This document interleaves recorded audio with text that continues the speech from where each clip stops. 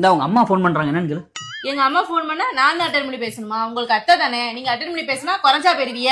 என்னைக்காவது ஒரு நாள் எங்க அம்மாவுக்கு போன் பண்ணி அத்தை எப்படி இருக்கீங்க, நல்லா இருக்கீங்களா, சாப்பிட்டீங்களா, கேட்டிருக்கீங்களா, அவங்க தானே போன் பண்றாங்க, அட்டன் பண்ணி பேச வேண்டியதானே. பேசுங்க அட்டன் பண்ணி. அத்தை நல்லா இருக்குந்த. நீங்க எப்படி இருக்கீங்க? சாப்பாடா?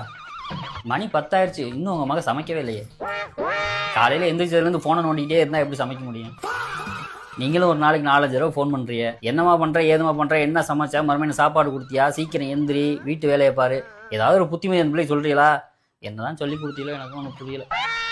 சாம்பார் ஆப்பு எனக்கு இந்த நான் உங்கள்கிட்ட சொல்லி கொடுக்குறேன்னு உங்கள் மகன் என்னை பார்த்து முறைக்குது. நீங்களே ஏதாவது புத்திமதி சொல்லுங்க. இன்னைக்கு ஒரு புட்டி. இந்த அவங்க அம்மா ஃபோன் பண்ணுறாங்க என்னன்னு கேளு. எங்க அம்மா போன் பண்ணா நான் தான் அட்டன் பண்ணி பேசணுமா? உங்களுக்கு அத்தை தானே, நீங்க அட்டன் பண்ணி பேசினா குறைஞ்சா பெறுவிய. என்னைக்காவது ஒரு நாள் எங்க அம்மாவுக்கு போன் பண்ணி அத்தை எப்படி இருக்கீங்க, நல்லா இருக்கீங்களா, சாப்பிட்டீங்களா, கேட்டிருக்கீங்களா, அவங்க தானே போன் பண்றாங்க, அட்டன் பண்ணி பேச வேண்டியதானே. பேசுங்க அட்டன் பண்ணி. அத்தை நல்லா இருக்குந்த.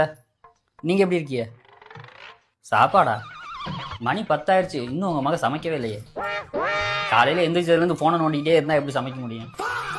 நீங்களும் ஒரு நாளைக்கு 4-5 தடவை ஃபோன் பண்ணுறீங்க. என்னம்மா பண்ணுற, ஏதுமா பண்ணுற, என்ன சமைச்சா, மறுமையான சாப்பாடு கொடுத்தியா, சீக்கிரம் எந்திரி, வீட்டு வேலையை பாரு, ஏதாவது ஒரு புத்திமதி என் பிள்ளை சொல்கிறீங்களா?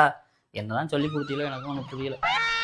சாம்பார் ஆப்பு எனக்கு இந்த நான் உங்கள்கிட்ட சொல்லி கொடுக்குறேன்னு உங்கள் மகன் என்னை பார்த்து முறைக்குது. நீங்களே ஏதாவது புத்திமதி சொல்லுங்க.